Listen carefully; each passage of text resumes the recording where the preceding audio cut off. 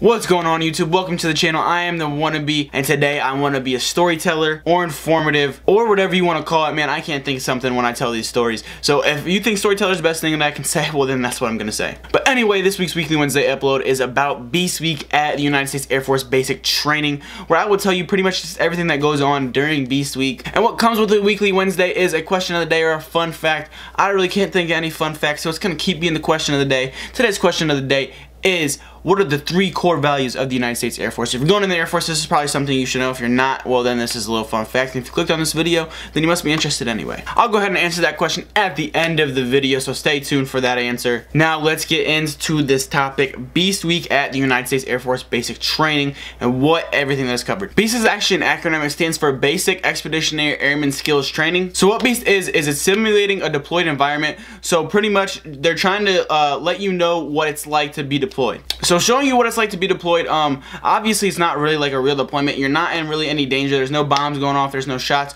You really don't have to, it's really no danger at all to you when you're out there, except for like the animals and the wildlife that's out there. So pretty much what they're just trying to do is they're just trying to show you what it's gonna look like if you get deployed. So when you're out there, you'll be living in tents and sleeping on cots. Your cots have a little mosquito netting around them just for any bugs that might come and try and get you at during the night. The cots aren't the most comfortable thing in the world, but neither are the beds when you're back at the dorms.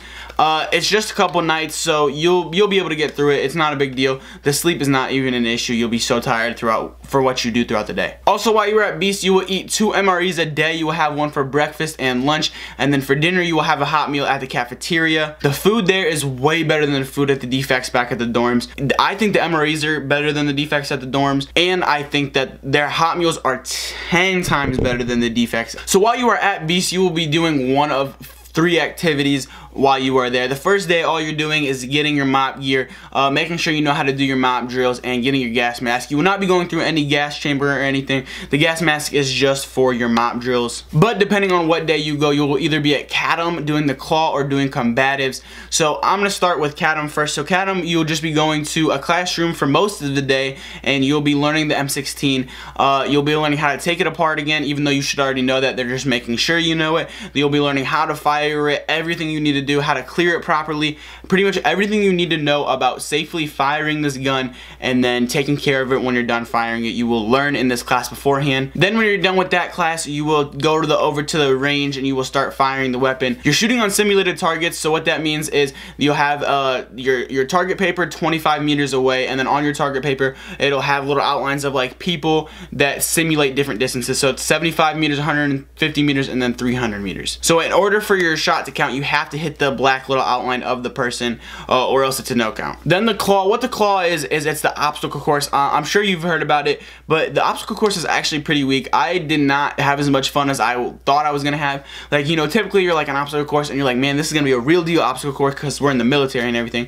But the obstacle course was nothing crazy. It was nothing like, oh man, that was so sweet, like we got to do so much cool stuff. It was super easy for one, and just super easy, to be honest. And depending on where you start at the claw is going to really determine how your day goes. If you start at the very first thing, your day is going to be pretty well, because you're going to go all the way through the claw and then you're going to walk back to your zone. And for us, our zone was right outside the last thing in the claw. But if you're like my group, we started the second obstacle, so we went all the way through it and then had to go all the way back to the front to do one obstacle, then go back to our zone. So we literally walked through our zone all the way to the start, then walked all the way back to our zone just for one obstacle. That was super lame. Of course, like they were super bad.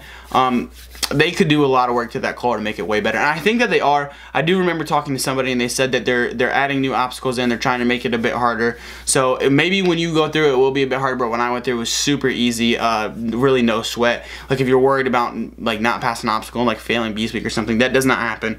All that's required at Beast Week is you watch the SEER videos and the CADM. And every night you will be heading over to, like, they have this like theater area where you'll be watching a SEER video. So what the SEER video is teaching you is just teaching you like your code of conduct and everything you need to do if you were to get captured or like lost or anything like that. It's going to teach you pretty much everything you need to know should you get captured behind enemy lines or should you find yourself behind enemy lines when you're not supposed to be. The next thing is combatives. As I'm sure you guys probably know about this, pretty much all combatives is they teach you a couple like moves. They teach you how to fight with your weapon and everything. So like not shoot your weapon, obviously, just fight with it. And then they have you put on football helmets, throw a mouth guard in, and you do the pugil sticks. Pugil sticks is actually really fun. What they make you do is they make you size up so you're with somebody who is around your height and weight. They typically like it to be not from the same zone. Mine was from the same zone. Mine was actually from the same flight.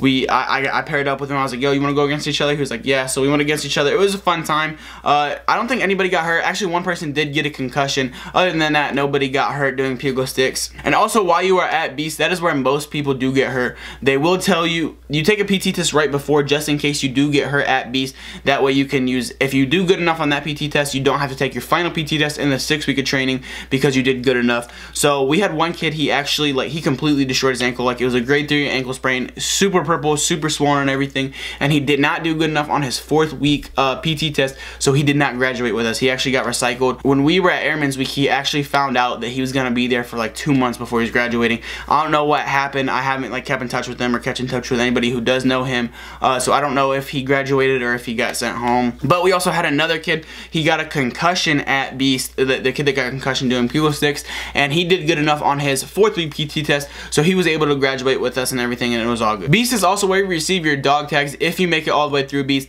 At the end, there's this awesome little ceremony where they hand you your dog tag. It's going to be a lot like your coin ceremony that you'll do in the 7th week of training. So it's a little bit of practice kind of for that. You don't have to do the same facing movements that you do in the 7th week of training. You pretty much just do like 2, I think we did like 2 things, and then they started handing out dog tags. But it's super cool. You have to wear your dog tags throughout the rest of the time. Also, while you're at BC, there will be these things called tent guards. You have to wear a plate carrier and a helmet while you're there. And pretty much you just sit outside the tent all night. You do get to sit down. I know when you're on EC you have to stand up and everything, but when you're on tent guard you do get to sit down. They allow you to have a chair. And then when you're performing your tent guard duties, you're supposed to walk anybody to the bathroom who has to go to the bathroom during night or anything like that. It's pretty easy. Really nothing will go on, just like EC. No one's going to come through at night. And tent guard is actually only at night. You're doing stuff all throughout the day, so there's no need for tent guards or anything. So all in total you will be at Beast for 5 days and 4 nights. So I covered 3 of the things that you'll be doing throughout those 5 days. The first day you don't do anything, and then one of the days that you're there you will just be doing mop drills for that day. So the three days that you're actually doing something, those are some pretty fun days. And I'm pretty sure my entire flight agreed that Beast Week was the best week of training. We had so much fun. We did a great job while we were there. And if you're there and you know that you're not good at this stuff, try not to get volunteered for the test. You do have to like test over some of the stuff that you're doing, so try not to get volunteered for that. My flight was actually trying really hard not to get any demerits. We really wanted to win Beast Excellence because we would have got our family time back. Your MTIs can't take family time away from you. I'll talk more about that in another video. Anyway, if we got Beast Excellence, we were going to get family time back. We did not get Beast Excellence. We did end up getting all our family time back, which was super good. We were super hyped about that. But, you know, don't ruin it for anybody else that's there. Our flight took it really seriously, which was kind of a bummer because all the other flights were literally making fun of us. They were like, oh man, these guys are tryhards. They're taking it so serious. Like, you know, you're in the military. You're simulating a deployed environment. Deployments is what serious stuff happens. So, you know, take it seriously while you're there. Please take it seriously, because you never know when you could find yourself in that situation in real life. Now, to answer the question of the day, what are the 3 core values in the United States Air Force? They are service before self, integrity first, and excellence in all we do. If you didn't know that, now you know, and you're going to need to know that should you go through US Air Force basic training. That is all for this week's Weekly Wednesday upload. If you've made it this far, I have either entertained you or informed you in some way. So go ahead and hit that like button, hit that subscribe button if you're new, hit the bell so you're notified anytime I upload a video and you can come back for more. And I'll see you guys next Wednesday, being whatever I want to be. Until next time, peace.